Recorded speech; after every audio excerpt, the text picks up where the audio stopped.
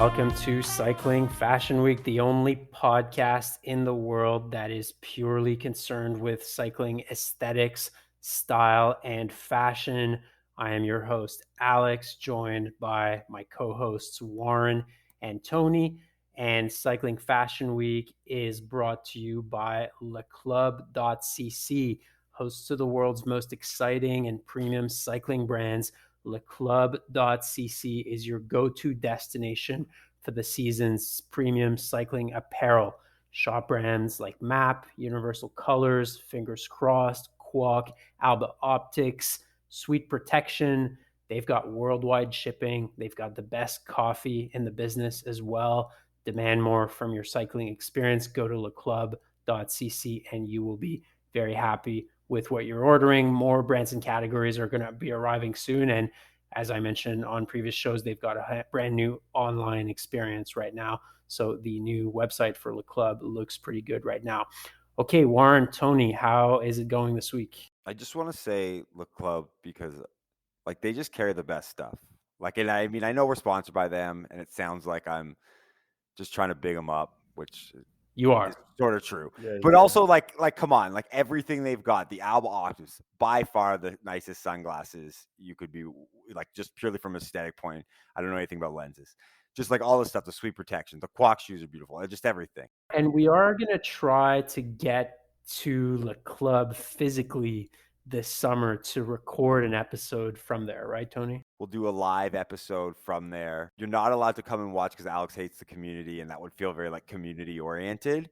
So I would say like don't come by while we're there, but come by at other times to get a latte. To get a coffee and buy some premium products. Yeah, exactly. Speaking of buying premium products, I want to talk about something that happened recently. So Warren and I are part of this. So I live in Montreal, as our listeners know, but I spend a bit of time in Toronto for my job. And Warren and I are part of this Toronto resale bike parts and bicycles group. And it's basically people just putting their bikes up for sale, or if people are looking for a bike, they'll be posting their specifications there and people will sell something. Actually, Warren, why don't you talk about it? Because there's someone selling something for a ridiculous price that really epitomized the state of the current market. There's a few, but one in particular. Yeah, I forget what the group is called exactly. It's Toronto Buy and Sell Road CX Bikes. I'm sure many cities or large towns have groups of some sort, though in this group, people from the suburbs of Toronto and very far, not the suburbs, like hours and hours drive, post in this group because they think they're going to find a buyer. Anyway, somebody recently posted a specialized LA expert from, I think, 2007. 2006. 2006, yes, with mismatched shifters and a bent water bottle cage. And the price they listed at was $2,300, which is the current price of a new LA, I believe. Well, I think a 105 disc. Now I can't remember if it's disc brake, but I think it's disc brake equipped. New specialized LA Elite, so not the Sprint, not the sort of top end one, but kind of in the same ballpark as this guy posted. 15 years later is $2,300 at a shop near me. Exact same as retail for a 15-year-old bike that's not even that great a shape. But what really did it for me too is that specific member of the group, he was sort of writing down the specs of his bike, and he tried to take like somewhat artsy photos of the bike too, but they were really horrible. But basically, he's pretty shameless about it. He lists it at a crazy price. And at the end, like the icing on the cake, he said, and the bike just had a full tune-up from Rick's Bike Shop in Kingston, Ontario, as if like this justified the $2,300 price on that bike. It's absolutely insane. At the top of his thing, he said serious inquiries only. And I thought, like, you can't be serious. Like, what? Like, we should all be joking on it. And it's like, what's wild about it is a couple weeks ago, I'm trying to help a friend find a sort of gravel bike, and he sent me a link to a 2020 Topstone, Cannondale Topstone, that someone, again, they always say it was only ridden for 3 rides. Every bike out there's only been ridden for 3 rides somehow. And it was same as retail. It was same as retail, and obviously now it's a couple years older. I think bikes similar to cars, once they get off the lot, you got to drop the price by a lot. So I already thought that was a little outrageous because I was like, well, why are they charging the same as retail? But this was still only a 2-year-old bike. And now this guy comes across with a 15-year-old bike and is selling it for retail. I know we're harping on this one guy, but like it's not just him. Like the bike market has been insane. I mean, this is more of a question for our listeners, and maybe they can like DM us or email us and let us know if it's the same in like every major city where on the cycling market. But it's for the past 2 years, it's been the case with almost every bike. And like at least, some bikes that are outrageously priced are nice bikes. Like this was a piece of shit. In all fairness, people were ripping them in the comments being like, this price is crazy, blah, blah, blah. But I feel like I can go on that group any day of the week and find a bike that's been posted at an outrageously high overvalued price. And people will often call the seller on the price, and most of the time the seller's like, this is the market. Sure, but don't be an asshole. Like, if cyclists out there really want to be all about community and get more people in the sport, sell your used bikes at a reasonable price. Well, and when they say this is the market, I mean, some of these pieces of crap are sitting unsold Yeah. for a long time. So clearly the market says you should be selling it lower. But even if you're right that it's the market, like I hate the idea, and I mean this extends beyond anybody, everything's sort of resale. I hate the idea that like people don't understand, like to me, when you buy something and use it, especially if you use it a lot, like you've got your value. Like you don't need the financial compensation back because the value in the bike, as an example, is what you've done with it. So if you've got a bike and it's a few years old and you got a lot out of it, if you paid $1,500 or $2,000, well, sure, it's great to get a little cash in the pocket, but you've used up part of that $2,000 value. And so the fact that everyone feels they need to be, some sort of entrepreneur and try and squeeze every dollar out, it's just the whole culture of it bothers me. And also, yeah, like I like, we want people to get into cycling, and it's a really tough sport to get into because bikes are expensive, kit is expensive. And when you see a bike that, a friend's trying to get in and you want to sort of stuff, and someone's selling a piece of crap bike for the price of a brand new one you could walk into the store and get, it makes it hard because you can't, you say to someone, oh yeah, let's look online for a used one to get you into cycling. You're hoping to spend a few $100 so someone can test it out. You can't even find that. It's because some assholes just charging this exorbitant amount. And then they're saying serious inquiries only. So if that bike the guy posted as our example is probably worth, I would pay $300 for it. And so if I send him $300, he'd probably tell me to fuck off, but that's what that bike is worth. Definitely makes me feel good having gotten the CAD 5 Psycho for 600, and I think I paid 650, 675 for it, which was probably a fair price for that one. But I do think it's a little bit worse in Toronto than in other cities, given that I look at prices in Montreal and in Toronto. Guys, huge episode today. This week on Cycling Fashion Week, we have no less than a multiple time Grand Tour stage winner. David Millar is going to be joining us. Just for a little reminder for our listeners, I'm sure you know who David Millar is, but he won 4 stages of the Tour de France, 1 stage of Giro, 5 stages of the Vuelta.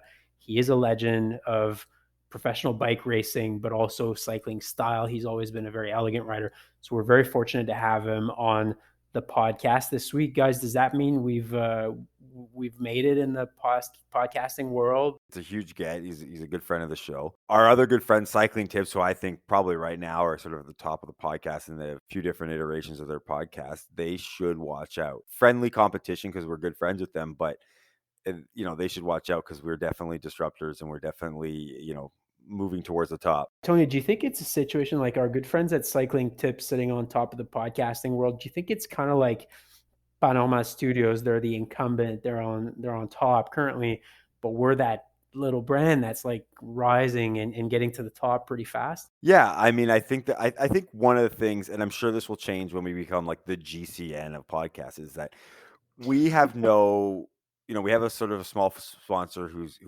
great, and they're kind of giving us free reign, and we can just say all the stupid shit we want. We don't care about facts.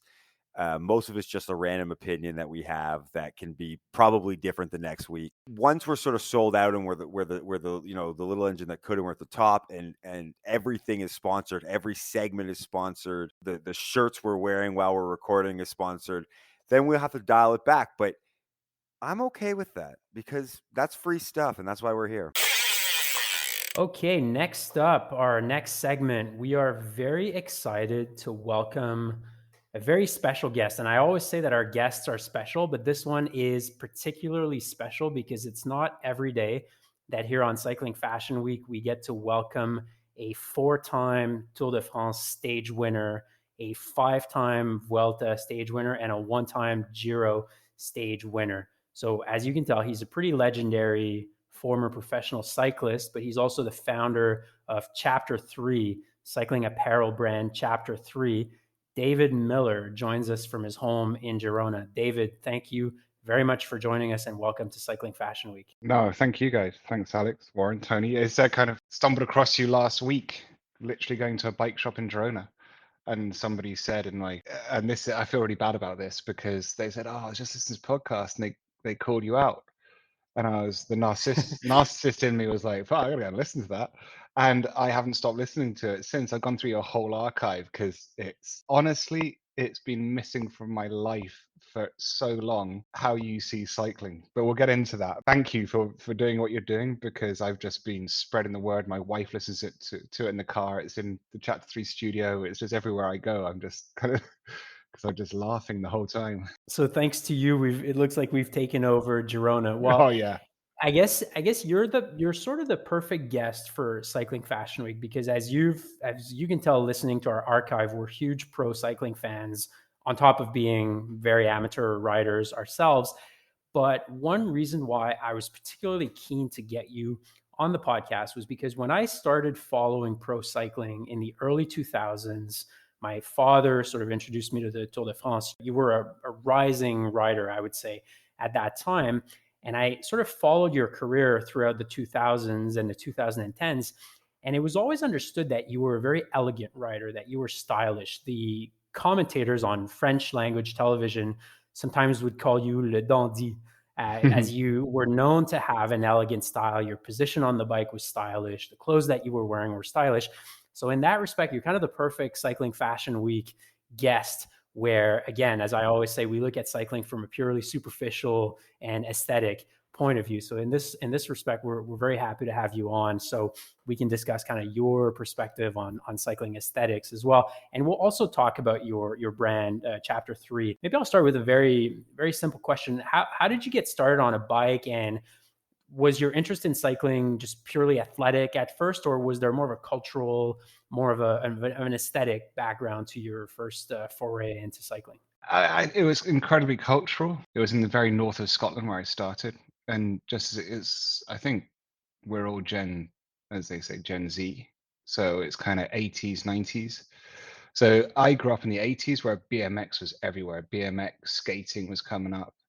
BMX was like this alternative kind of cool form of cycling, and it was incredibly inclusive and accessible, but actually was cool and alternative. And I was just a kid in Scotland. I kind of got into it. Then my family, we moved down to England near London, just west of London. And there were BMX tracks in places you can go and race. And so every weekend during the summer, my dad would take me because I wanted him to take me to this BMX track in High Wycombe, just go racing, a full face helmet, the kind of all the gear kind of. I didn't have, remember this, I was riding a Rally Super Tough Burner, which was my kind of bike. And all the kids I was racing against had full blown race bikes because their dads were more into it than them. My dad was a wing commander in the Royal Air Force who was kind of entertaining his kid. And I guess that for me, and that's something we can come back to. For me, cycling was just always an alternative sport, and BMX was alternative.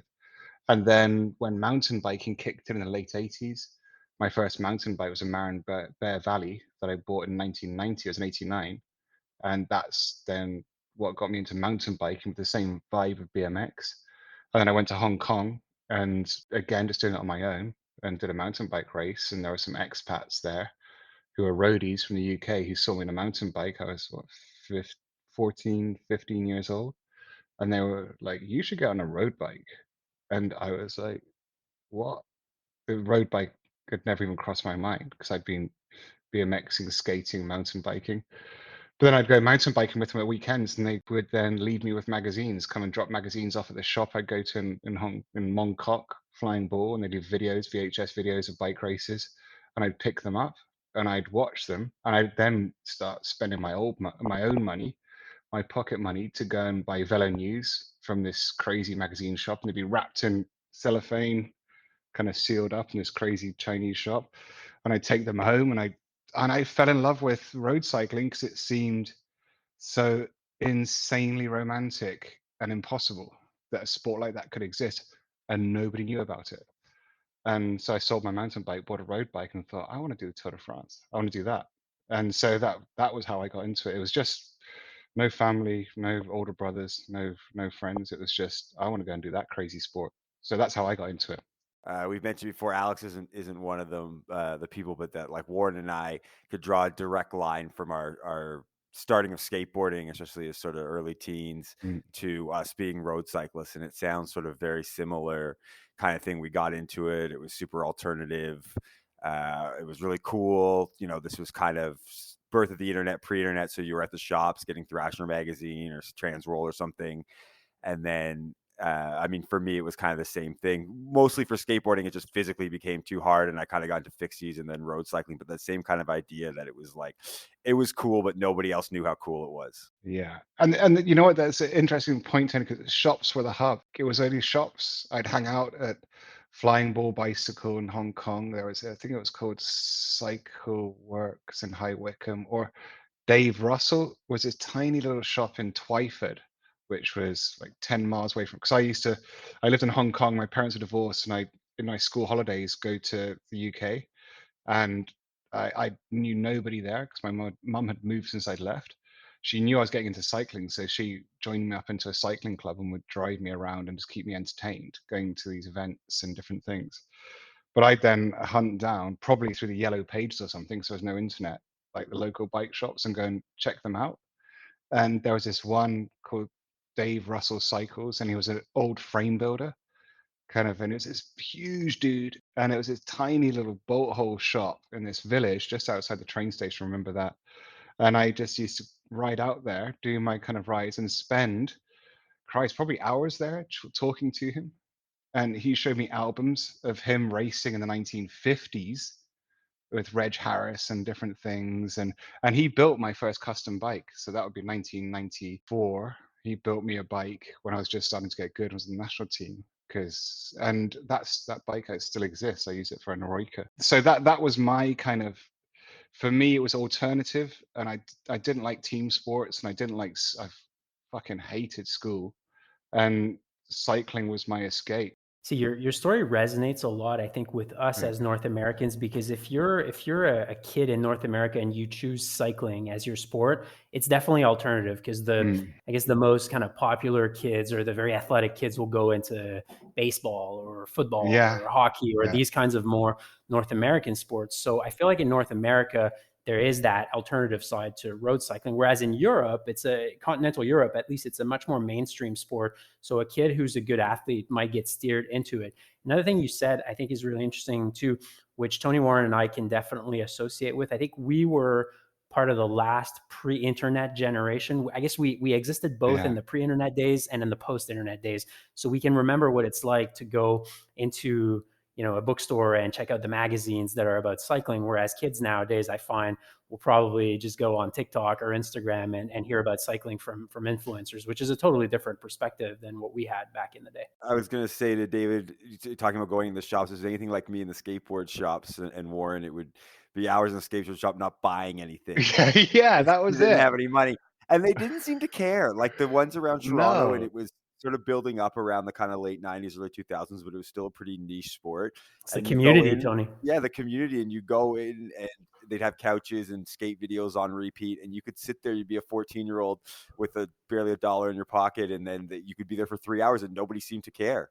But did you do the thing that I did? I used to hang out in Flying Ball so much and almost became a pseudo salesman that you kind of hope that you'd get something. Yes. That was my vibe.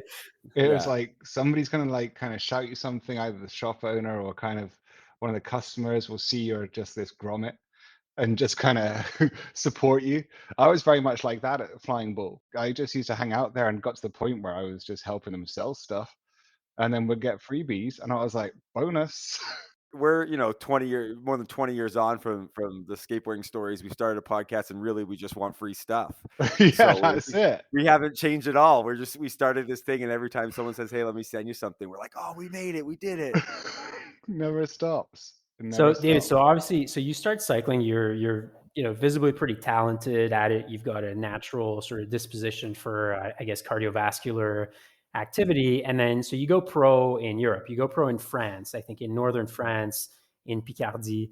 Tell us about your early experiences of going pro in Europe, and tell us about the culture of cycling, and tell us about how the aesthetic side of things. How were the kids? How did you feel about the whole experience overall? For me, it's kind of paradoxical in the sense that I was European, but I didn't feel like I was from UK at that point. I was a full Hong Kong kid, and when I was 18, I'd kind of spent my formative years there, and it was a very different fashion, very different vibe. It was a very different existence.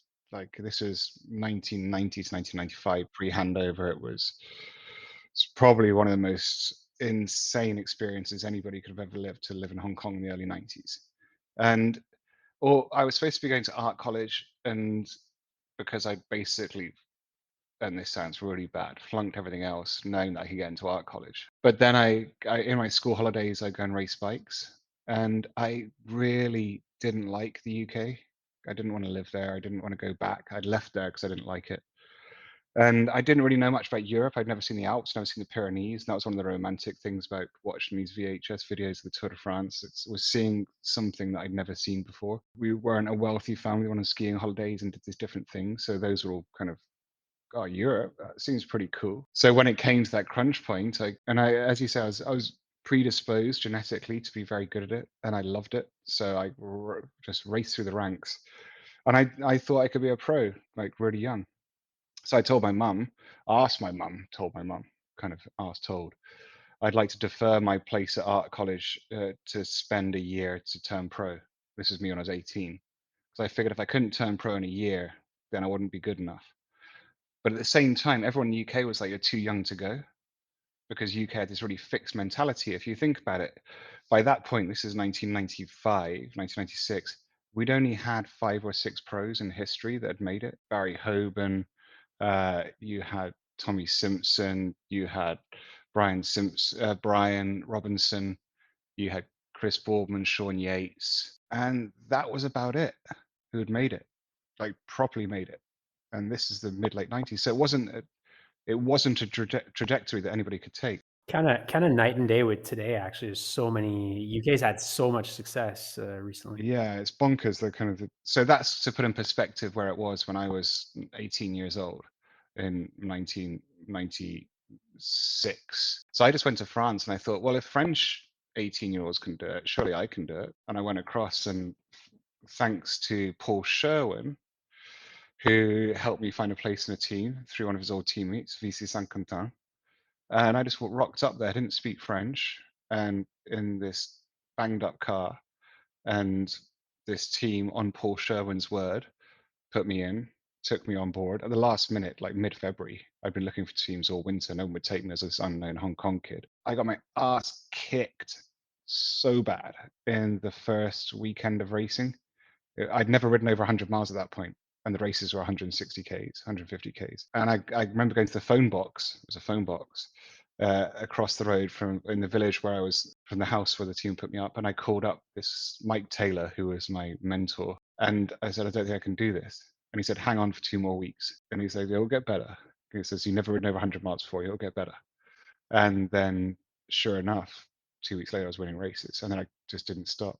And I was just ripping races to pieces, like everywhere. I think I was like 23 times in the top 3 and won 8 big races. And by May that year, or June that year, I know it was May, June that year, Cyril Guimard came to the town and took me out for lunch. Then I had Vanessa, everybody wanting to recruit me as pro, and I was just this young 19-year-old that had no idea. It was crazy weird, but I just loved it. I loved the racing, loved it.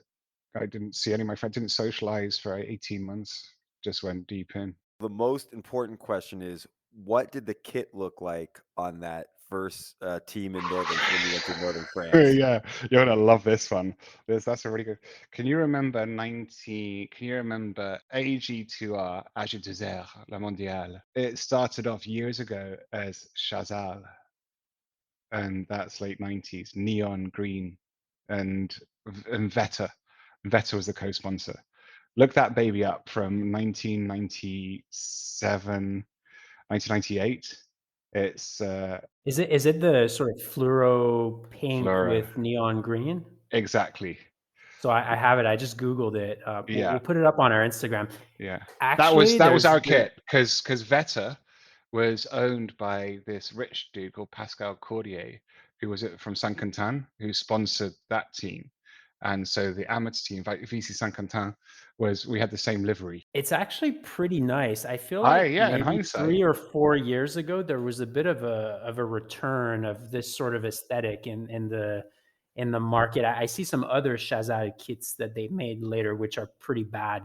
But the pink and kind of neon green, yellowish one actually is a bit lamprey-ish when you look at it. It's a little bit reminiscent of that. It was so good because I mean, we stood out. We turned up to races, and it was even at that point, it felt like retro 80s.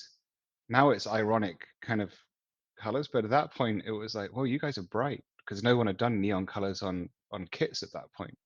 So we turned up to races, and we were VC Saint Quentin, and we were just neon AF. I guess the Cofidis kit was a bit of a downgrade from the VC Saint Quentin kit that Yeah. you were wearing before.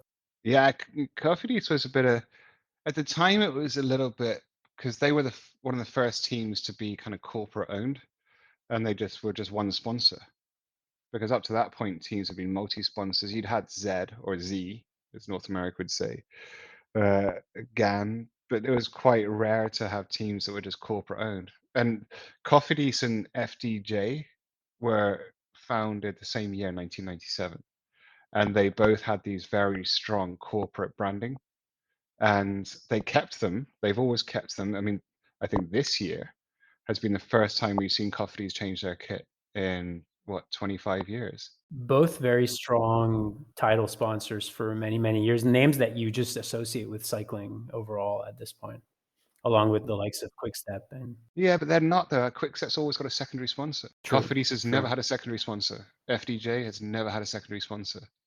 And we kind of forget that. The reason their kits are so pure is because they've just been owned by the company. So you joined VC Saint Quentin, you have a lot of success there, then you sign with Cofidis, and the rest of your career is kind of history. As I mentioned earlier, the multiple Grand Tour stage wins and the time trial prowess that you've displayed over the years. What of all the pro teams that you rode for, tell us a story about the one that had the ugliest kit that you had to wear during your pro career. Yeah, I mean, there's no question on that one. It's Sonia Duval, which was the yellow kit. It wasn't before it got a bit better, but I got in there just as they were. So Sonia Duval signed me out of my ban in 2006, and they were the lowest budget World Tour team at the time. So they had the lowest budget World Tour kit. It was like a kind of a poorly done Jumbo Visma. And the worst thing was that in 2007, I got the polka dot jersey in the tour. And it was such a low budget team, we had no preparation for shorts. So I was wearing these yellow shorts with a polka dot jersey. I looked horrific. And it was a really seminal moment for me because it meant I remained the only British rider to have worn all leaders jersey at the Tour de France.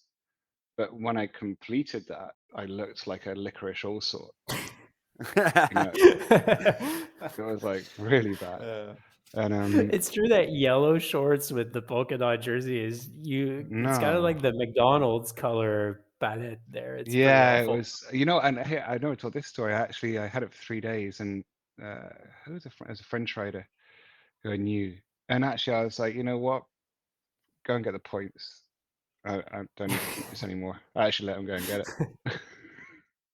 I'm trying to picture what like the green jersey would look, because green and yellow are not a great combo together, right? Because they're What's that, Tony? That's the Phonak kit. That's yeah, the that's a two. Well, I Phonak. mean, the Phonak kit is legendary, but I'm sort of amazed you're allowed to wear yellow, because right now we have the Jumbo Visma have their special Tour de France they've just released, which is I don't know if you looked at it, but it's an insult to Van Gogh, Vermeer, Yeah. and Is that the uh, poop kit, Tony? that's the Phuket. But it's like a generative design of Van Gogh, Vermeer, and Rembrandt, and it is an insult to Van Gogh, Vermeer, and Rembrandt. It's like it shows maybe why technology should be used sparingly in art and design, because it's taken three of the greatest painters of all time and just made it look like literal crap. Yeah, one of our listeners noted the poop resemblance on that kit, so maybe it'll henceforth be referred to as the poop Jumbo Visma kit. I was just looking up there. I was trying to find it. I got this vivid memory of the Tour de France. I think when it started in Liège, Bradley got he got the green jersey and he had this yellow helmet because his team had got team classification. So this yellow helmet, green jersey, and and he looked horrific, and you could tell he hated it. You know, he's like, could tell he was like humiliated, and it was just because he did literally look like a Lego man, a badly put together Lego man. So, David, when you sign with a pro team, so let's say Saunier Duval, right, worst team you've ever worn, were you contractually obligated to wear the kit at all times, even on your training rides at that time? At the time you were, yeah. And also pro cyclists are frugal, and that's a nice way of saying incredibly tight, because most pro cyclists haven't bought kit or never bought kit. So they might not like it, but if they were to think, oh, you know what, I need to get something else, they'd go online or they go to a shop and they'd be like, yeah, no, there's no way this costs 200 euros or 300 euros. I'll just wear my crappy team kit, because you can get away with it. And if you go back to the early 2000s, in the kind of what the the, the Middle Ages, let's say, there became this kind of narrative that there'd be riders wearing black kit or non-team kit, and it's quite controversy because it meant they were hiding and they were kind of to try not to be caught by the anti-doping authorities. I mean, it's so stupid when you think of it now, that they thought that by wearing kind of block color kit, they'd avoid the anti-doping system and testers. But at the time, that became this kind of running theme that, oh, have you seen a pro in non-branded kit, non-team kit? They're doping. They're trying to hide. So it became this thing, and that kind of really set this thing that it was better to stay in your team kit, because if you didn't wear your team kit, even if you loved other stuff, and there weren't any other brands really at the time that would fulfill that, you'd almost be kind of implicating yourself in a doping scandal, even if you didn't dope. That was such a mad time. But otherwise, my go-to actually at the time, just go back, was Assos. I liked Assos in the late 90s. That's with Chapter 3, the first, where we had the button collar. I bought, We hadn't yet yeah, seen the arrival of Assos Man at that time. no, Assos Man didn't exist. It's like Assos was this kind of spiritual company there were no models. It was just pure product. It was like NASA. And I bought Assos and I was a junior, and I was training UK in really bad weather, and I kind of saved up and working in supermarket stacking shelves and bought my Assos kit to actually survive and be able to train. And he had this pop button collar, and it was like, and it was fitted, and it was like, it felt like you were an astronaut. And there was no of the stupid stuff they've done since. That was the only brand I ever chose outside kind of my career when I was young, and that's 25 years ago. Speaking of pro kits, and you're right, the kind of timeline there, maybe Assos, but Rafa, I think, was about 2004. And then the sort of boom has only come in the last 4 or 5 years. What did you think of as a pro cyclist when you saw amateur cyclists, recreational cyclists out wearing a pro team kit? I mean, sometimes that might have been their only option or their own like personal club or whatever, but like, was it kind of this weird like thing? Because I mean, especially maybe if they were wearing your team kit. Now, I don't know if anybody would buy a Sonia Duval kit for their own if they had proper vision, but was it a kind of a weird thing to see just some amateur guy riding around in Phonak, hopefully a Phonak kit. Yeah, Phonak, cool. We love the Phonak kit. Yeah, it's a classic. There's no doubt. I mean, I guess it's really hard to overemphasize how small cycling was when I was even at my peak. Kind of nobody really knew about it. So if you saw anybody out and they looked reasonably good, if they're a team kit, we didn't have FKW kind of at the time. They were fans. They loved the sport, and you just loved everybody who loved the sport. The kind of the hierarchy of judgment didn't exist at the time. We all kind of knew we were outsiders and weirdos. And I think it's only over time, and every country has their different kind of protocols regards it. But even now, and especially in Girona where I live, because it's a kind of a big kind of market for ex-pro cyclist kit, you'll see people out riding still Garmin from like 10 years ago, and it's nostalgic now. It's nice. A listener actually asked us, because as you know, they were the global authority on cycling style here on this podcast. Listener asked us to provide the definitive answer of what is the statute of limitations on wearing pro kit?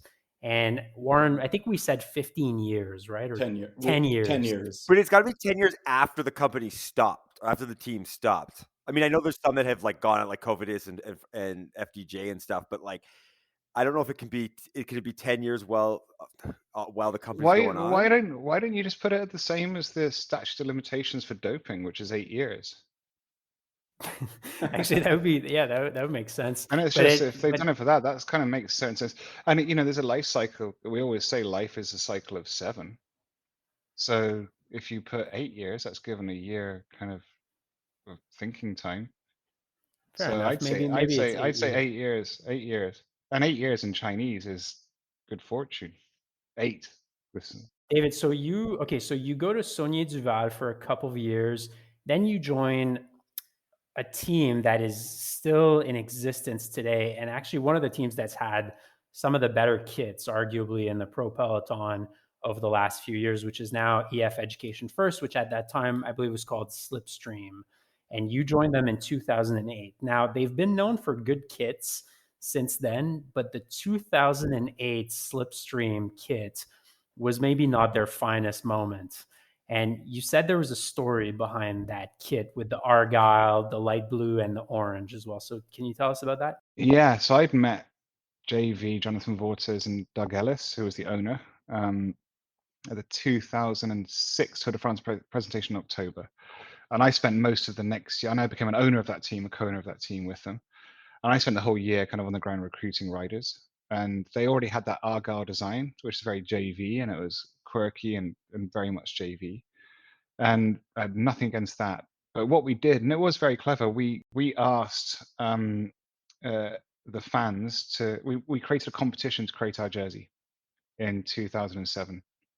And I think it was on Twitter, and the Twitter barely existed. And it was actually, I'm not sure how we did it because Instagram didn't exist. We must have done some internet kind of thing because social media barely was there. We got loads of amazing kit designs in 2007 for the 2006 for the 2007 kit. Christian Vandervelde and I we were getting all these, and I was seeing all of them. There were some super amazing ones. I mean, I was kind of more going down the like black and flames sort of rock racing style, which I know you guys are big fans of. But JV chose this absolutely horrific, and he totally vetoed everything, and chose the kit that they had to wear, not me. I was an owner of a team. I didn't have to wear the kit that he chose because I was national champion at the time. I was national champion in on road and time trial and international and 4K. I was in the first time anyone had ever done it. I had all national championships in the UK. And I do question whether my motivation for winning all those national championships was to avoid wearing that kit. But it meant that in 2008, I was pure white, and this is so good because the national and all my teammates that I'd recruited and signed up to this kind of abstract kind of misfit team were in this horrific kit, and it was Pearl Azumi, and it was badly made, and it looks like a kind of a horrible pastiche of tartan and different things. And I was in my pure white kit, and and and then the national championships, because the in cycling, it's the national championships are held generally the weekend before the Tour de France across the whole world, apart from the US, Australia, and a few other countries. And that's where I didn't defend it. And then I had to change, and I was like, I'm going to have to go back to that kit, but I didn't, because that's when Garmin came on board, and we got this one of the best kits in cycling from that moment on. So I avoided that whole train crash. But if you go and look it up, it's a pretty bad kit, and I'll happily say that. Did you wear the white bibs when you were British national champion? I did for 6 months. I went white bibs. I had full white speed suit for time trial. Unfortunately, the constructions weren't good enough for it to work consistently. You know, it would go invisible quickly. It wasn't. It'd get dirty. It wouldn't hold. You know, it wouldn't. It held dirt. But yeah, and then I went. So I did both. I did full white for 6 months, and then I did black shorts classic for the second half. I'm so upset to know that we could have had another kind of rock racing, but actually in the like World Tour Peloton, that style you're saying, black and flames. I need to see that. Like, if considering the Pro Tour obviously can't really follow the sort of minimalist approach because of sponsorships, and they want to be seen, you know, out in breakaways and in the Peloton stuff. I like the idea of going like full board, like just a really like because you can't do a solid blocking jersey, you might as well go wild with it. That's what I like in the Pro Peloton. I'm with you, and you know what? I've got this complete, and I've had this with our head of design Ella, who's amazing. I've got this whole Tron fetish, and I just haven't got it out yet. Is doing this super Tron kit, and if I had a pro team, I would go full Tron. But the Tron would be there'd be lines everywhere, and they obviously reflective. So if they'd have the lines there, and they'd look great and be very flattering and elegant and make you look fast. But if you use one of those flashes, daylight flashes, it would just and it would be crazy. And if you link that with a bike, holy shit. That's my dream that I'm yet to fulfill, is create a pro Tron kit. And then you could go super crazy, because imagine if Peloton, you can, there's got to be the tech to be able to make it light up. And so you just be racing around and troned up. It's not there yet. And everyone's being too boring. Everyone's being retro. Is that sort of like the Biarritz kit you have right now with Chapter 3? Because like Yeah, it's a little Tron-like to me. that's Tron-like. I mean, that was a kind of more classical, kind of high fashion Biarritz It had a Chanel style. Chanel sort of vibe to me. Yeah, well, it's Like exactly. a classic Chanel sort of dress was kind of like that. Oh yeah. That was the whole idea of corsetry, because Chanel's first atelier was in Biarritz. And when I was 24 and I came into some money and I was wanting to buy a home, I came this close to buying Coco Chanel's atelier as my first apartment. And I decided to buy a house and be practical and be boring, and so I could have a garage and stuff. But I'm an absolute geek regards fashion and all those things. And Coco Chanel started her business in Biarritz. And she also, the Chanel No. 5 bottle was designed there because she was having an affair with a Russian aristocrat who, his eau de cologne was in a bottle like that. And so she actually took the inspiration for the Chanel No. 5 bottle from the Russian aristocrat that she was hanging out with in Biarritz. And so it just felt nice that kind of to do something a little bit left field again with that kit that the Biarritz kit we did with Chapter 3 was very much not just a homage to Chanel, it's a homage to the fact you can do amazing stuff with performance and tech. You can bring art and design to performance and tech if it's done properly.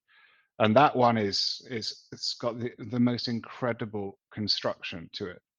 It's all recycled fabric. It's got this sort of piping. I mean, you look at it and you can see that it's taking a lot of time to work.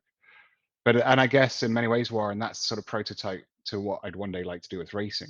Is just, but without all that heavy construction, which the Biarritz kit is. I was going to bring up the fact that when you, and this is maybe the segue into Chapter 3 and the history of you starting it, but when you look at Chapter 3 compared to a lot of the other cycling brands out there, you know, it doesn't surprise me that you say that you're a geek about the history of fashion and fashion design overall, because when you look at Chapter 3, the clothing looks very tailored. And the 1.21 jersey with the buttons on, for me, I work in a field where I've actually worn a lot of tailoring to go to work, and it seems like very Savile Row inspired, very structured, very military inspired overall, compared to other types of tailoring, Italian, which might be a little looser, a little destructured, and so on. So it doesn't really surprise me that you say you're a fan of the history of fashion, because it definitely feels like that's reflected in the chapter 3 designs that you guys have. Yeah, it was. And I mean, I think going back to the fact that I was brought up as a military kid, so my dad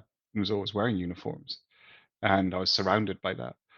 And then in Hong Kong, I was introduced to tailoring. It's very accessible. Like my school uniforms were tailored. I go to tailors and get everything done. Like, so there was also that juxtaposition for me, because in Hong Kong you had that really like street fashion vibe. I've always worn baggy jeans and kind of very streetwear, but from Hong Kong Asian fashion, and which has always been kind of a little bit. I was never mod. I never followed what Europe was doing, or even the States, and I was always just Asian urban wear, which I loved. But then that was juxtaposed with my love of tailoring. And so I guess with chapter 3, when we started it in 2015, it was literally tailored, in the sense we went to Timothy Everest, who is my tailor, as crazy as that sounds, is Savoy tailor, and he helped us cut and make the collars and do the things. And with Steve Smith, the boss of Castelli, who was all in on this, we kind of decided to take my love of clothing and change it. And if you look back at chapter 3, 2015, we were doing stuff that nobody had ever done before. We went block colors, no branding. I mean, we went to the extreme where we had all the buttons, but we were using fabrics no one had used before. So Castelli, because we were collaborating with Castelli, and it was kind of, we were their skunk works and the pet project of Steve Smith, who's the boss of Castelli. And with Steve Smith, we'd spent the previous 10 years. So I met Steve Smith in 2005 when he just was rebooting Castelli. And with Steve Smith, we spent 10 years on and off at the beginning. Then I went to Perla Zumi, then I came back to Castelli. But I was the first person to wear an Aero jersey. The Aero jersey doesn't exist. I was the first person to use that. The San Remo suit, I was the first person to use that. The speed suits we started doing, I was the first person to do that. The overshoes we were doing, the different fabrics. And I was kind of, Steve and I got on so well because I was always feeding him ideas for kind of increasing performance. And he knew I'd always test it. So Castelli had this crazy relationship with Steve Smith. So when it came to the end of my racing career, and this was the Vuelta a España in 2014, I I spoke to Steve and said, look, I want to do something different. Would you be willing to kind of help me build something? And I said, I don't want to use my name, because my name's like Marmite, saying you can, people love and hate me. And I came outside this name, chapter 3. I said, I want to make apparel that I'll wear as a non-racer. And so that was where the whole military colors going. Steve and I visited Timothy Everest in his atelier. And because even Steve's seamstress and pattern cutters couldn't come up with the collar we wanted for the rocker jacket, because the rocker jacket is very much, it's got two things to it which are just insane. It's got that collar, the reversible collar, and that's very much a cavalry jacket. And only Savile Row tailors know how to make cavalry jackets, because that's what they were doing. So that's how we built that reversible button collar. Then it's got the, like a shooting jacket. So we've got the shoulders that have they've got this kind of crazy, almost a sharp edge to them. And then it's got this internal seam, then it comes down. And it went down just to the elbows. So I was like, you don't need full length for this, just go elbows. And what Steve did, which was incredible, was that he spoke to Gore-Tex, and Gore-Tex did their first ever two-tone apparel for it. Because I wanted it to be military green on the outside and fire red on the inside. So it had these real contrasts. And Gore had never done a two-tone before. And that became Gore Rain or Shine. And it wasn't released to the main market, that fabric, till 2 years later. But it was pretty crazy, because when I showed my dad it, when it was finished, he was like, oh, that's, what was it called? An MA2 jacket. And I said, what do you mean? He's like, that's what pilots wear. It's, if you crash, you take it off and you reverse it. So you're wearing fire red so you can be found. And I was like, oh, shit. I had no idea that all the things I was doing were actually so much military from my background, from growing up in a military background, and then the performance from spending so much time in racing, and then my love of tailoring. And that's where chapter 3 came from. It was this kind of real mashup of those three elements.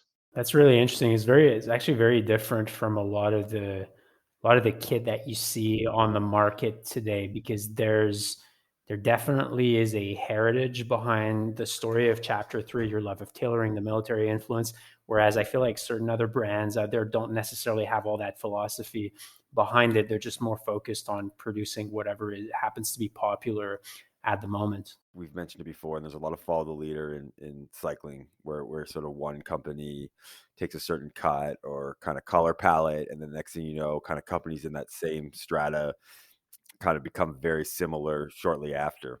Yeah, because I mean, in 2015, one of the I think the craziest thing we did, but beyond the actual products, was the photo shoot we did with Nadav Kanda. It was a studio shoot. He's a friend of mine, and he normally you wouldn't be able to do that because it's so expensive. And I didn't want any bikes in it. I didn't want any lifestyle shots. So I was like, we're just gonna hero the clothing. And at the time, and this is 2015, Paz Normal, we're just doing, or Penis, we're just doing we're literally carbon copying Rafa. And I was like, why would you do that? Now, in hindsight, I wish I'd done that because I realized that people like the same thing. But we did all that really weird shit. And then everyone started taking that. And Rafa were the first people to copy our photo shoots. And then everyone started to copy our colors and our blocks. And we were too small to actually follow through with the ambition. Kind of, and that's very much where chapter 3 sits. We kind of, because I'm so protective of it and still learning, and kind of it's the biggest university degree of my life. I don't like following, and perhaps the last year we've had to because we've been transitioning, but otherwise very much for chapter 3 for me is about disrupting, because that's what cycling represents for me. You got to disrupt, you can't follow. And you started chapter 3 in a very different competitive landscape than, say, when Rafa started. And we often talk about how, credit to Rafa in the sense that if there hadn't been a Rafa, there probably wouldn't be this podcast, because the kit before Rafa was sort of an afterthought. People would buy anything. Yeah. Chapter 3 wouldn't exist if it hadn't been for Rafa. I was at one of their first fundraising dinners in 2004. I mean, I'm good friends with Simon Mottram. I've been on the whole journey with them and always been a big supporter of them. And you know what? The deeper I get into this, the more admiration I have for them, or for what Simon Mottram did. But you're right. I mean, it was a time and a place, but still, you got to do it. They were at the time. It seemed pretty bonkers what they were doing, but they've done it really well. Now, whether it represents cycling anymore, I don't know, but it's pretty amazing what they've accomplished. So actually, let's talk about the competitive landscape today. Are there some brands out there that obviously looking at things from your own perspective of having started chapter 3 and being, as you say, a bit of a disruptor, are there some brands that whose products and work you enjoy out there at the moment? Yeah, there's quite a few. I mean, I know this is a hot take. I actually love You've come to the Castelli. right place. Yeah, I love Castelli. I know everyone kind of hates them because of they're everywhere, but if there's one brand that's just pure racing, it's Castelli. And I know it doesn't come across. You wear Castelli and you feel a bit cheap these days, I think. At the same time, and I know them intimately, all they care about is racing. So we've actually been on the record on this podcast that we like Castelli, we like the heritage, we like the brand as a whole. Everybody loves the GABA. It's a great product. What we struggle with respect to Castelli on Cycling Fashion Week is the logo. We just don't like the scorpion. But the product itself, if they change the logo, I would love Castelli. I did this, as I said, before I listened to the archives. So I called up Steve Smith, the boss of Castelli, before this to find out about the scorpion. And apparently none of them know. But the closest they get to knowing is that Maurizio, who was one of the last family owners, he was a bit of a ladies' man, and he hadn't this woman that he fell in love with was a Scorpio, and so just to screw his family around, he put a scorpion on there. So that's the most Italian story ever, if kind of that's what it is. It's got nothing to do with anything else apart from one of the original family owners, his girlfriend, her star sign was Scorpio. I feel like these need to be disseminated because now that makes like the logo from a purely aesthetic is still ugly. I'm not going to go on Yeah. that, but the story behind it being so Italian and this kind of like affair and romance sort of like just gives it a little bit more than what is this random logo. So it's like, I don't know. That's a pretty good story. I feel like it's right up our alley, Tony. Yeah. Okay, David, you live in Girona. David, I think how long have you lived in Girona? 16 years. Yeah. Wow, so you were among the first ones to make the move to Girona, because it feels like now it's become a pros and an ex-pros kind of spiritual home with respect to cycling. But Girona is also home to what I would call the influencer phenomenon, or it does seem like influencers gravitate, or cycling influencers, I should say, gravitate around Girona, take selfies. Tell us a little bit about that, and how you feel about this whole kind of culture when it comes to cycling. It's quite complicated. I guess the chimp in me wants to say one thing, but the human in me kind of has to be careful. I mean, came to Drona because there was nobody here, and that's why I lived in Biarritz as well. I lived in Biarritz because there were no pro cyclists here. So after my band came to Drona, because it wasn't Nice, it wasn't Monaco, it wasn't Tuscany, it wasn't Belgium, it wasn't Valencia. And so I always went to the places where few people went, and that's how I love my cycling, was to be on my own. And so then and I felt like a late adopter when I arrived here, because it was on the back of the US Postal Lance Armstrong crew. So it's Lance, George, Levi, Dave Zabriskie, Christian van der Velde, Floyd. That whole group were the kind of here, and then JV, and it's Christian van der Velde that got me here. Then they all left, and I brought the Slipstream here and brought that whole team here. And then over the years, it was nice, lots of bike racers, but it was a bit cliquey. But everyone left in the winters, and it was just me and Michael Barry for a while, and then Michael Barry left, and it was just me and Nicole here. And now it's like Instagram's vomited on Drona. It's kind of, it's like, it's really, and I'm quite uncomfortable about it. Have you ever seen that Seinfeld? Oh no, it wasn't Seinfeld. It was Curb Your Enthusiasm, like the stop and chat. It's like, don't do the stop and chat. So I kind of have this thing in Drona, and I people must just think I'm an absolute weirdo, because I try to avoid eye contact. I never stop and chat. If I'm with my wife, she'll always stop and chat, and I just I'm doing half steps away and trying to get out of there, and then just walk away, because I didn't move to Girona for stop and chats or for selfies or for meeting people and hanging out. And that's what cycling's become. And it's really uncomfortable to say, because I know that's why it's booming so big now, because all these people are here to come and hang out and lifestyle the shit out of it. But I did it to get away from everybody. And so I have this real tension between what drone has become and why I came here. But I love it, because I know they'll all leave. You're a man after Alex's heart. This is Alex's life. He's got a country house. He got a country house in the eastern townships of Quebec. He likes to ride on his own.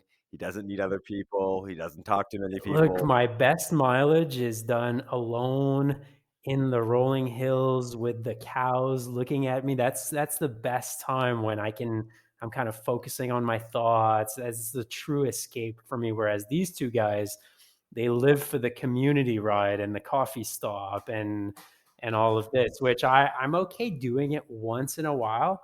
But I'm like you. I also like cycling to just get away from everything. Well, if you see the roads in Toronto, which I know Alex has, but David probably hasn't, I mean, you have to find something to kind of like make cycling tolerable and a decent group of people. Now, I don't go on everything, but a couple people that you like can do it, because there are no beautiful rolling hills or views. It's industrial plants you ride by. You need to kind of chat with, have a good conversation with someone is the way to make your 100K tolerable.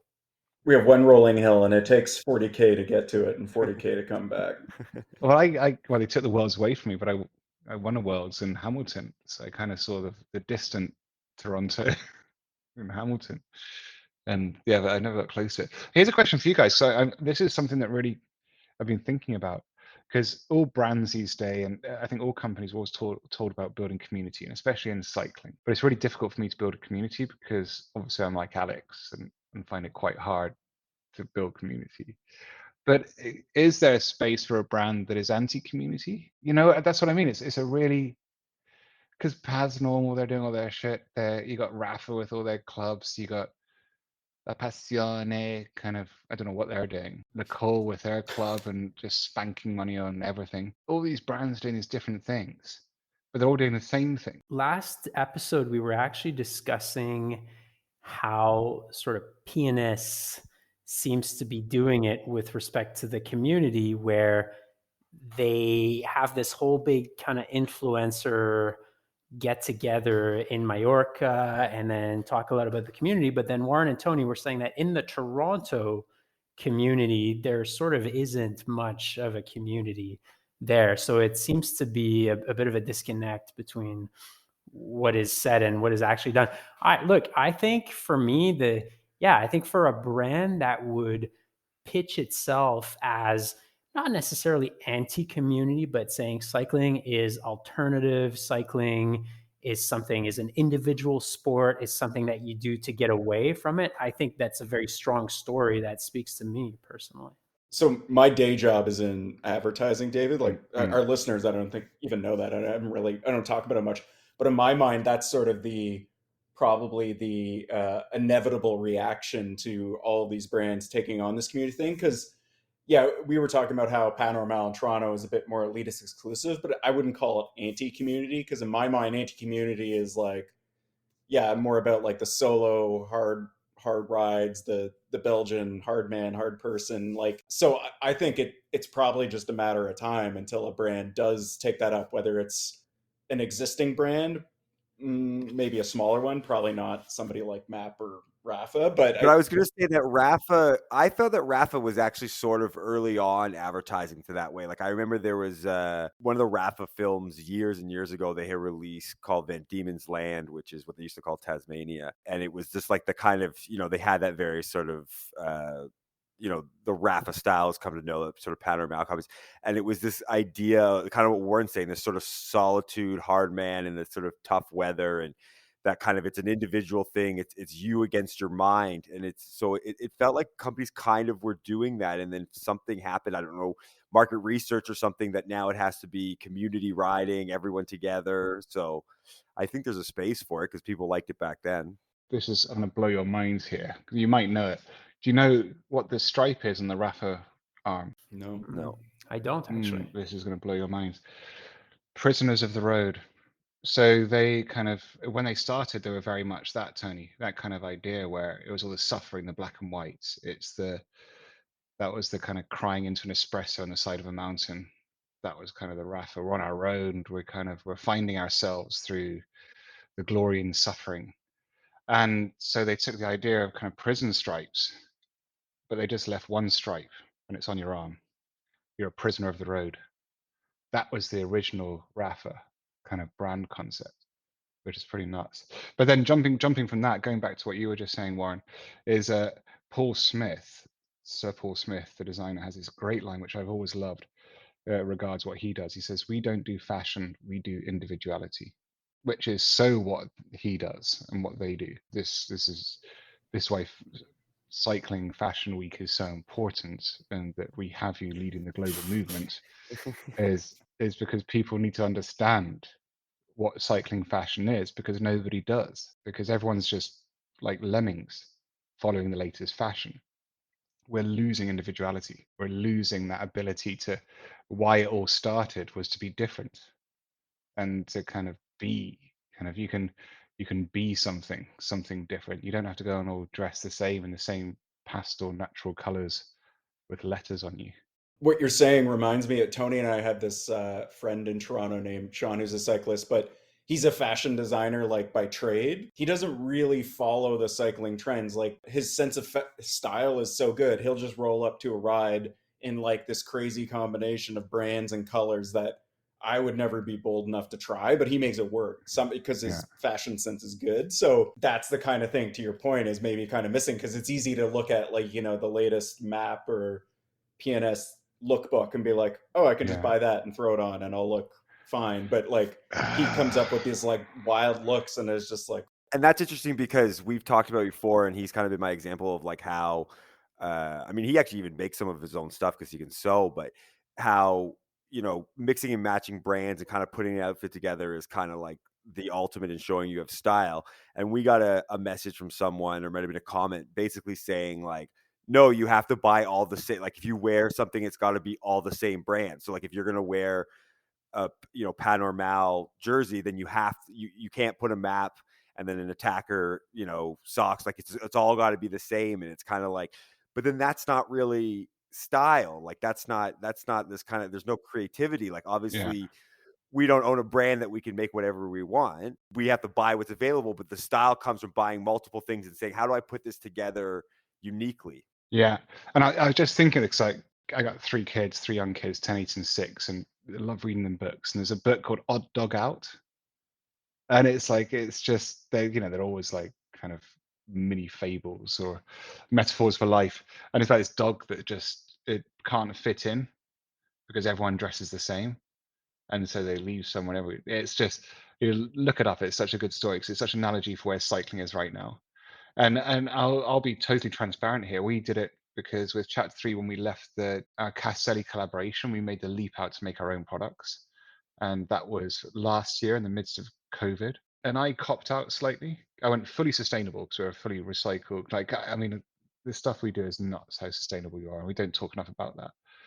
But I got scared and went down the kind of block colors and all these different things. And even with our photography, went a bit more normal. And I think I referenced to you guys that looking back, it feels a little bit like shit Benetton, what we were doing last year. But it wasn't kind of what we are and what Chapter 3 represents. And it's been a really big wake up call to me seeing I thought we needed to be the same. And that's why we created the Biarritz collection, was to go, actually, no, we're not the same. Kind of, it's Odd Dog Out. And so that's what Chapter 3 is.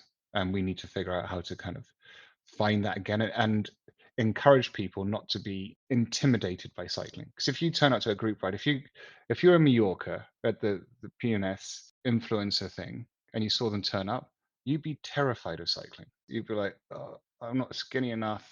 I'm not wearing the right stuff.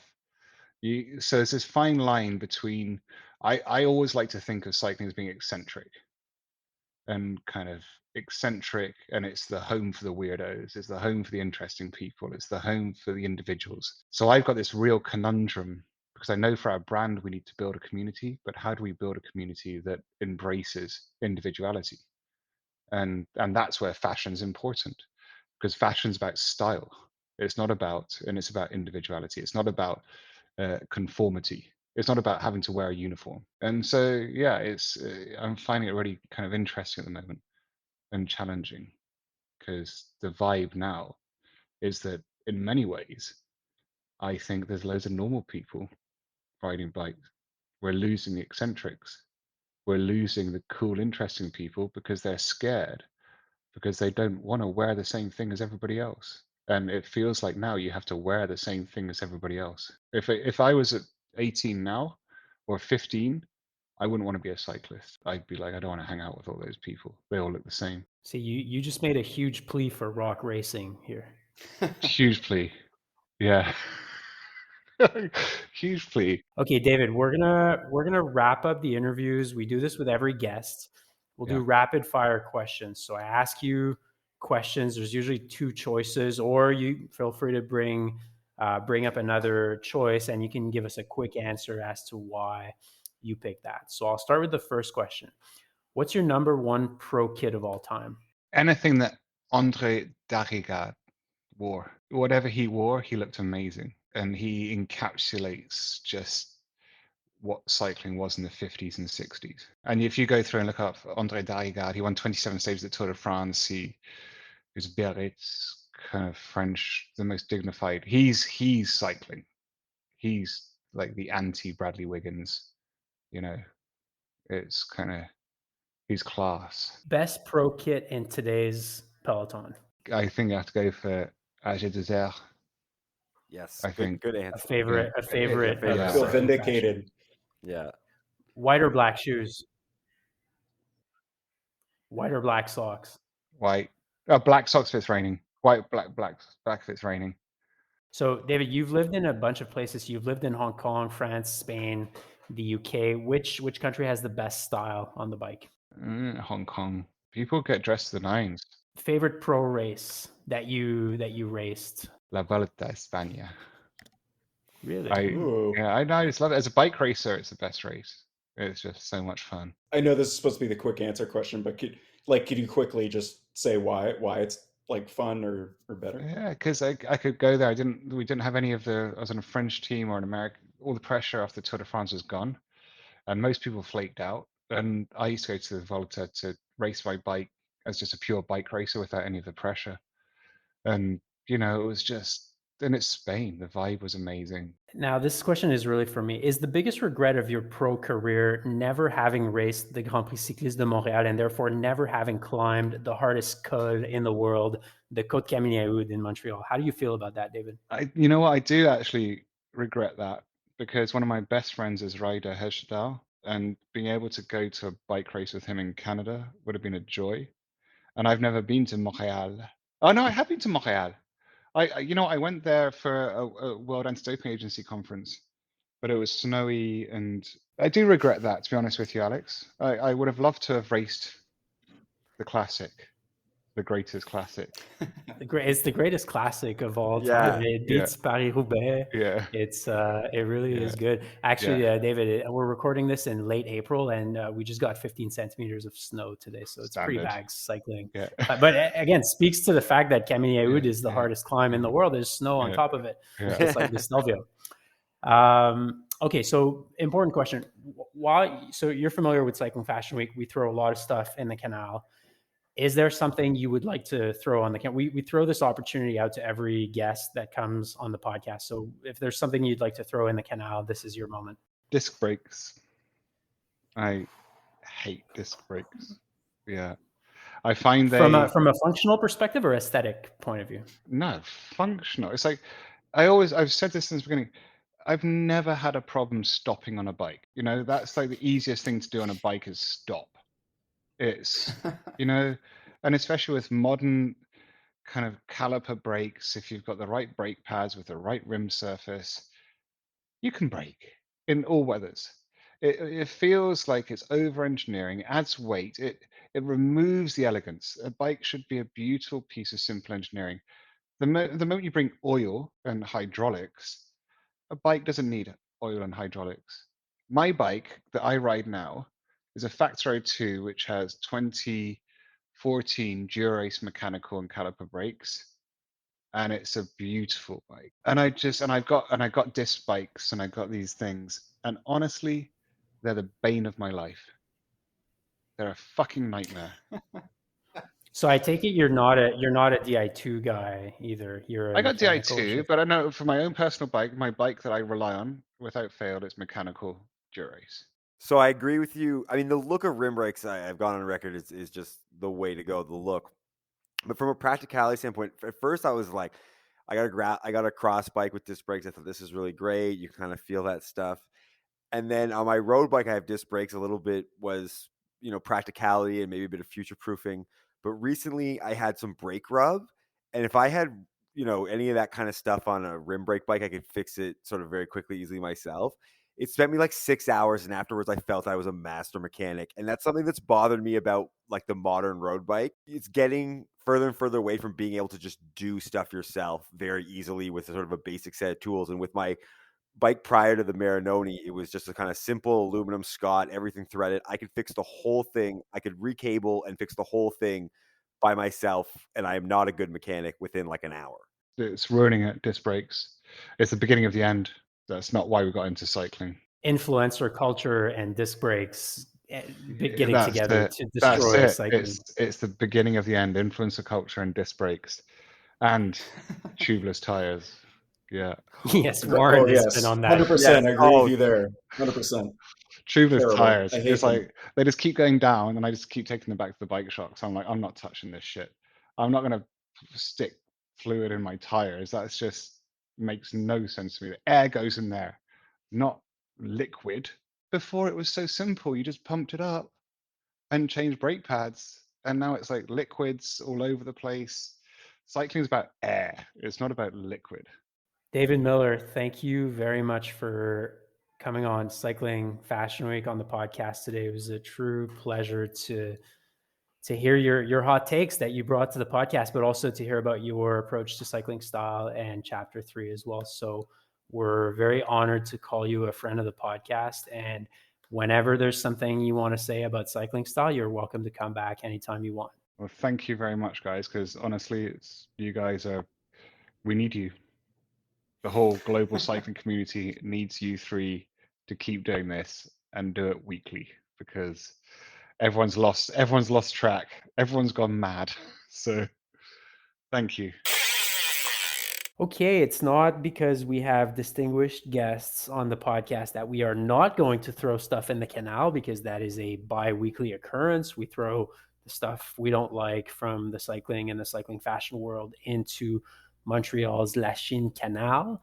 And actually this week, guys, I will start, if you don't mind, I'll go very quickly. What's in the canal for me is snow in late April. Last weekend was my birthday weekend. And what I like to do on my birthday is I like to do for an extra long ride. And last few years, I've generally been able to do it. It was pretty cold and I was able to spend, 3-4 hours on the bike. It was pretty good. But this weekend, it snowed all weekend. And here I am, late April in Montreal, and it was a massive snowstorm a couple of days ago. And it just feels like absolute garbage to put the bike back on the trainer and to fire up Zwift again when I thought I was done until next November or December. So that's what's in the canal for me. Tony, what do you got in the canal this week? Everything here we talk about is kit, shoes, hats, helmets, caps, I apologize. Caps, helmets, whatever. But one of the key components of cycling style is actually your style on the bike and the way you ride.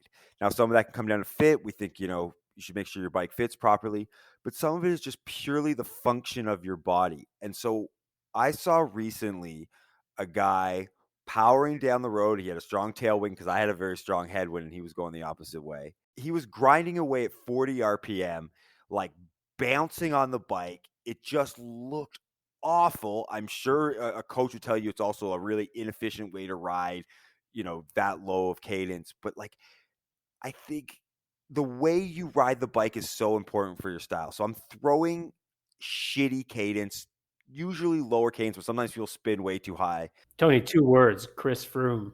Well, Lance did say spinning is winning, so I don't know if you can spin too high. Lance says over 100 RPM is inefficient. Yeah. So, but anyways, I'm throwing bad cadence, which is sort of analogous to bad form on the bike. Not only should your kit look beautiful, your bike should look beautiful, your hair, everything, your physical body and the way you ride your bike should look beautiful. So I'm throwing bad cadence into the canal. what gear would you have to be running to be doing 40 RPM in a tailwind? I don't know what that guy. I mean, maybe it was 60. You were on the ride with me, weren't you? Yeah, I was. But... maybe it was 60, but it was just it was insane. And I was like, and it just the way his body was moving on the bike was so efficient, like he was bouncing back and forth. He looked like he was having a bad time. Yeah, which is odd. Tailwinds when cycling is fun. Okay, Warren, what do you got in the canal this week?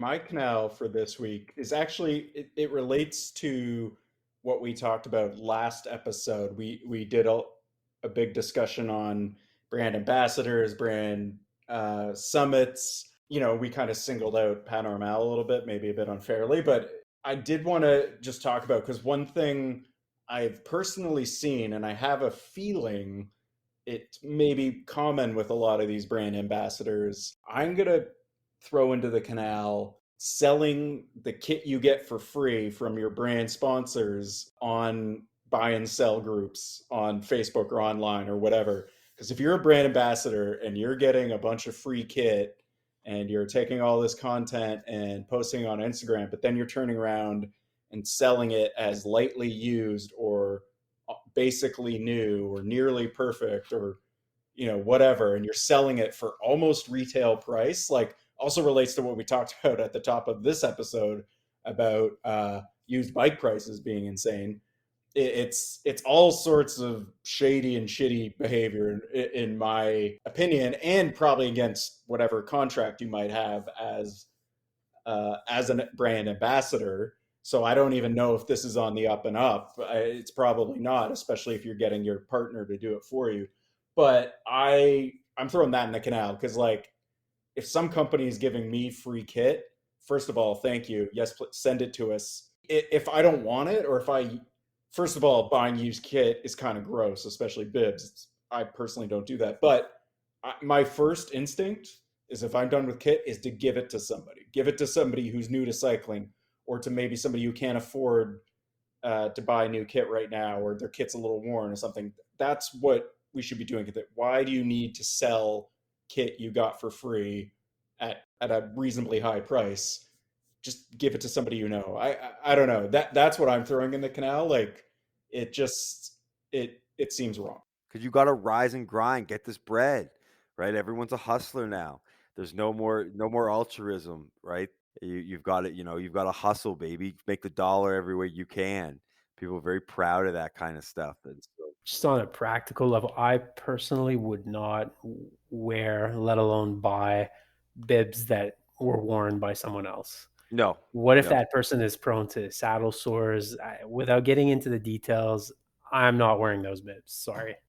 Even still, like, I saw a wind jacket, for example, that I am about 95% sure was used by a brand ambassador for sale on the local group. And, it was used for a season, perfect condition. First of all, that is not perfect condition. That is a season's use of the product. And the price was like, I want to say 2/3 or 3/4 of retail. If you're going to spend hundreds of dollars on an expensive wind jacket, why wouldn't you just spend the extra like 50 to $100 and buy brand new? Like, so I don't even know if anyone's buying this kit at that price. I just, mind boggling to me. But yeah, absolutely would never buy used bibs. But even that stuff is just like, maybe if you're getting a great deal, sure, I totally get that. But if you're not getting a deal, and it's sort of what Tony was talking about with the used bike prices, it's like, you've used this. Even if you got it for free, you've used it. You have got value out of this item. Why do you need to try to like monetize and capitalize off? I said this at the top of the show when we were talking about the bikes, but I guess the same thing with the kid, and I just need to reiterate it, because I don't understand how literally everything sold has only been used 2 times, or barely used, or ridden. Right? You see some bike that's got the spokes of the wheel broken. 3 rides, 200K. Like, it's like nobody's. Every time you sell something, it's barely nearly new. And it's just like, so there is a case. I'm sure a lot of people buy bikes that they think they're going to get into. They don't. They ride a few 100K and then they realize they don't. But like, I feel like every time I see something, there'll be some, Dura Ace 7900 mini group set, barely ridden. The whole crank has got a scratch. Shimano's not even on the crank. Dura Ace isn't even on the crank anymore. Like, it's such a weird marketing play. I saw a jersey for sale on this group once. Not what I'm talking about specifically, but just a jersey for sale that said nearly mint condition. There's a hole in the shoulder, and there was a hole the size of a quarter on like the rear shoulder. And I actually comment, like, I don't like, I have a Facebook account solely to be able to creep used bike listings. I have 0 friends on it, don't use my real name, etc. But I literally commented on that post to be like, that is not the definition of nearly mint. There is a hole in the jersey, and the seller responded saying, it's like, it's open to interpretation what you think mint is. It's like, that is not even used. That is in need of repair. I've got a 97 Toyota Corolla, no engine, nearly mint. Going back to this idea that the fact that, like, it's one thing for people in general to be selling things at like these outrageous prices, claiming it's not used or anything. It's another to be a brand ambassador for a brand. You are supposed to be representing the brand. And I get they're probably sending you new kit every season. That's great. You've got this excess kit. Give it away, first of all. But also, like, I don't think that's a very good look on you or the brand. Probably it's just, you're giving the kit away. The brand probably wouldn't be happy to know that's happening, but I mean, that's your own whatever thing. And like, Tony and I briefly had a cycling team that we were organizing sponsors for. We had a kit sponsor lined up, and I took one look at the contract for our kit sponsor and what they wanted us to do in exchange for like one free kit, and it was a lot of work. So we ended up just folding that team and not doing it, largely because of the amount of Instagram posts we would have been expected to make. Anyway, but contracts exists for between brand and brand ambassadors, and I would imagine there's probably a clause in there like, don't sell this. I would love to see a contract. Like, if there's anyone listening who's like a brand ambassador or a brand or someone who just like came across it, cyclingfashionweek@gmail.com. You can send it anonymously, confidential. We won't share it with anything, because I'd love to see what one of these brand ambassador contracts look like. You know how our good friends over at Cycling Tips have the Secret Pro, which is giving us kind of a peek into pro life in the peloton. One segment we could have here on Cycling Fashion Week is the secret brand ambassador. If there's a brand ambassador out there who wants to be the secret brand ambassador and wants to send us, glimpses of life as a brand ambassador, we would love to hear about it. And the good, the bad, and the ugly. Yeah, we can obscure your voice and all that, or just read out what you send us. Yeah, much like the Secret Pro. But yeah, that's a great idea, Alex. We're journalists, right? We have the anonymity of a source. Isn't that an important tenet of journalism? And we're journalists, sort of. Okay, that's it for another episode of Cycling Fashion Week. Really enjoyed this interview with David Millar, who's very generous with his time. It's not every week that we have cycling legends on the podcast. So thank you very much to David Millar. Follow him on Instagram @MillarMind. Follow his brand CHPT3. Check out their stuff. They're a great brand out of Girona, out of the United Kingdom. So thank you again to David Millar for being a friend of the podcast. Thank you, Warren. Thank you, Tony. And thank you to our sponsors and our friends over at leclub.cc.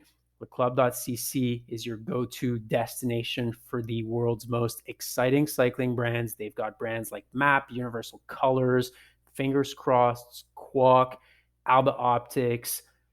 They've got Sweet Protection helmets as well. They do worldwide shipping, and they also offer excellent coffee that they will deliver to your door. Demand more from your cycling experience and go to leclub.cc. Follow us on Instagram @cyclingfashionweek. Send us messages, send us emails, cyclingfashionweek@gmail.com. Send us your bikes to review. We haven't been doing it today because we had an interview, but we will get back to that in the next few weeks. Thank you very much to our listeners, and we will be back in a couple of weeks with another episode of Cycling Fashion Week. Take care.